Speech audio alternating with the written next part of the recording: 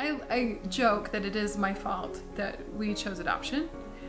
When I was 16, I was diagnosed with an incurable autoimmune disease, and they told me it was very fast acting. And I was 16 when my mom gave me the talk, "You will never have children." And that was devastating. I always wanted to have 10 children.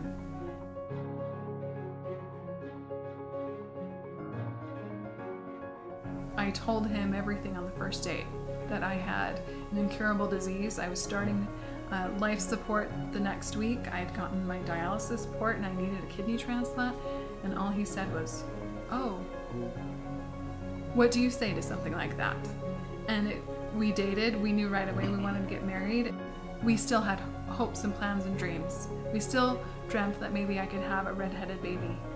And after my kidney transplant, it was such a serious surgery. It was so painful.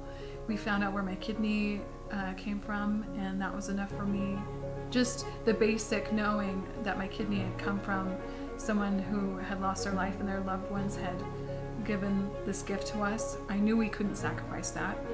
As soon as our 2-year mark happened after we were married, and most agencies say you have to be married 2 years, we started looking at adoption right away.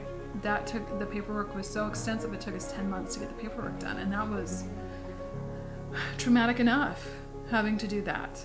And it wasn't fun. People digging through every bit of our lives. We had no privacy. They knew everything about us.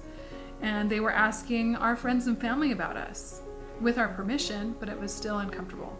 And so as soon as we got everything in, we just had these plans and hopes and dreams that it was going to happen so fast. And we got one email from a young lady and she miscarried.